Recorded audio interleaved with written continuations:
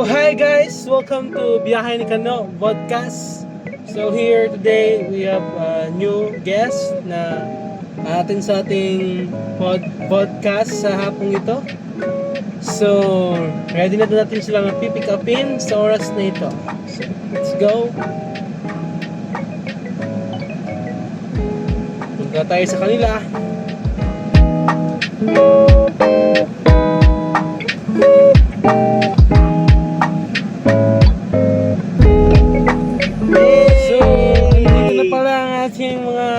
Kapips, what's up? What's up? Hey Lods, Ang init. Saan kayo galing? Sa school. School pa. Init. Susok init. Kaya sa exam, yun lang kami. Kaya ano So, how's life? Kailang naman. Kailangan. Chaks lang. Kita? Yan yung managid. Tapos na yung school nyo? Tapos na. Yes.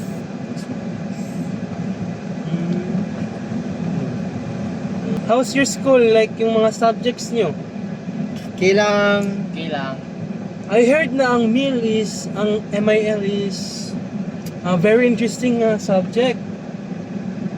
Yun. Interesting masyado kasi marami kami ginagawa doon na subject kasi. Sobrang interesting. Wow. Sobrang Sobrang interesting. interesting kasi ang daming peta. Yeah. Yes. Ito naman yung PETA is Part of life. it keeps us Tama. living Keeps us alive. alive every Yeah. time, everywhere. Kasi boring yung ano kung walang peta. Yes. Hindi mo talaga limboy. Grabe. So, guys, ito pala yung ating mga guests sa hapong ito. Si Jimboy, James Hey. Cordon, si Richie Tupas. So, ako ang inyong guest. Ang host pala, si Biyahe ni Kano. So, speaking of MIL, Yeah. anong very remarkable na topic na hindi nyo talaga malilimutan? Di ko malilimutan. I think yung topic na mga fallacies. Oh, interesting. Kasi tingnan mo, in today's world, marami na masyadong lies in the internet. Kaya dapat yung mga people sa internet, alam nila kung which is wrong, which is right, di ba? Kaya Sorry guys. guys, technical problem. So, yun nga, kailangan maging literate yung mga person sa mga tao sa internet. Marami ng scams, marami ng biases, di ba? Pati yung mga link na akala nyo totoo, it's not true. Yeah, yung Sa like parang yung kasi ngayon masyadong rampant yung misinformation. Yes. Lalo na sa matatanda, hindi Ah, fact checks. like na yung mga fallacies na makikita natin sa mga post na very lumilihis sa mga tao, di ba? Yung ganun. Tama. So, can you give example para malaman ng ating mga viewers para keep aware sila sa mga fallacies na kanila maaaring kaharapin sa internet? Like, One example siguro yung during politics ay like during election era. election halalan. Oo, halalan. Ang daming nun, biases nung panahon na yun. Like yung, for example, yung mga post doon, like gumagamit sila ng fallacy yung inaatake yung tao instead of the Ad hominem. Wow. Napakan natin. Nakikinig talaga sa lahat. Nakikinig. Tama. Natap. Galing mo rin talaga, Junior. So ikaw, how about you, Junior? Ano yung very interested ka na topic sa ating MIL na class? Aside siguro sa fallacies na sabi niya, tsaka media and digital literate individual. Siguro, pasok na siguro doon yung general overview talaga ng MIL. Kasi, as a techie person Wow, techie. As a chronically online person, grabe. Hindi ka pwede talaga na kung ano-ano ang pinaniniwalaan mo sa internet eh. Tama. Dapat palagi kang aware, dapat nag-fact check ka palagi kung ano nakikita mo. Tama bro, tama. Ito pa, palagi sinasabi ng teacher namin, always fact check before you share, bro. Tama. Grabe sa bro. panahon ngayon, grabe ka-rampant yung ang mga false informations natin, di ba? Like, Tama. hindi talaga siya may iwasan. Lahat ng sulok ng internet, social media, from Facebook to Instagram, may false informations na makalat eh. Kaya naman, under this subject siguro, hindi natin pwedeng sabihin na useless siya kasi napakaganda ng subject na ito. Napakarami pa talaga matututunan. Grabe na bumula Yes, ako. Ang yes. dami. Talaga. Tama. So, Ikaw ang naman dami- bro. Ano naman yung mga lessons na ano mo bro? So sa akin pag-aalala nung nag-aaral pa ako, yung sa MIL namin, naalala ko na yung kumbaga yung eras ng ating technology kung paano nag-evolve. Tama. So how amazing na nanggaling tayo sa mga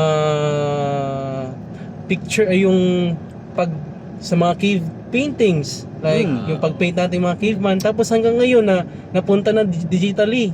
Gani. Like nung dati yung prehistoric pa yung like mag-picture tayo, mag-take tayo ng ating idea is sa through cave paintings lang.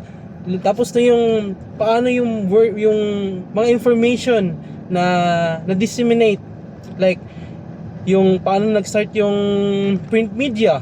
Grabe yung evolution. Grabe yung evolution na isa palang driving force yung print media para maging para ma-spread yung information, like yung mass publication hanggang sa ngayon na yung print media na naging na mass production is ngayon naging digital na makita na lang natin yung media through phones. Na naging dynamic yung ating media. Kasi imagine nung imagine nung hindi pa tayo nabubuhay, sinapupunan pa tayo.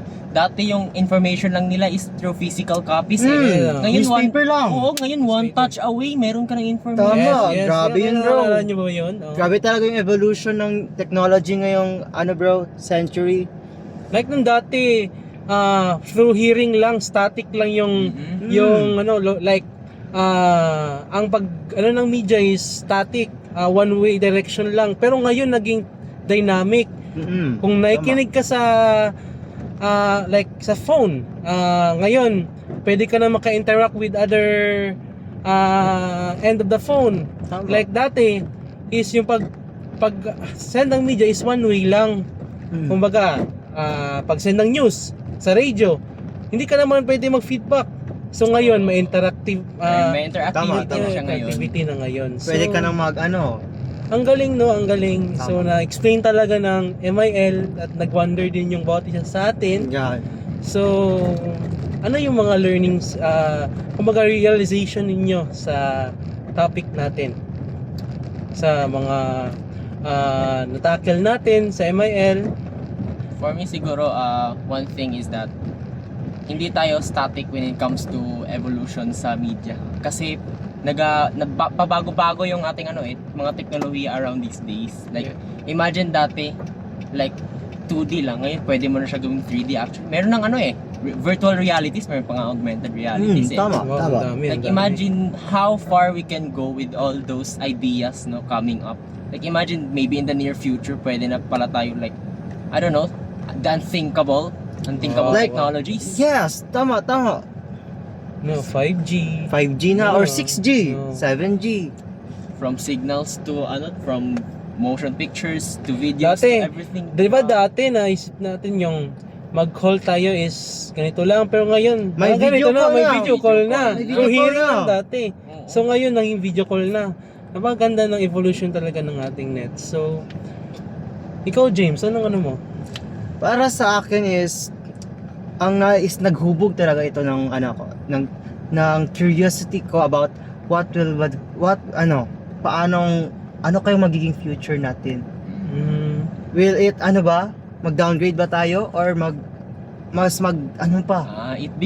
It gives us a big ponder. Oo. Ponder. Ang tawag doon? Tama nga. Kasi Ponder. what if ang technology pala natin ngayon is hanggang ngayon lang. Yes. What if for the next past years ang ating technology is gagbaba? Di ba, naalala mo yung magkaroon doon ng solar flares? Yung, Oo, kaya nga. Yung wipe out yung natin. Yeah. Di ba false information yun?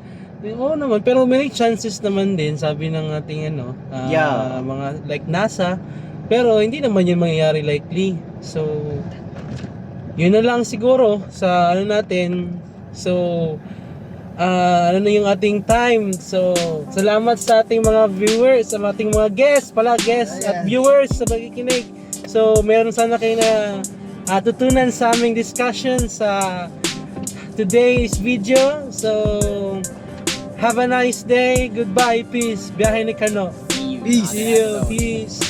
See you in the next video.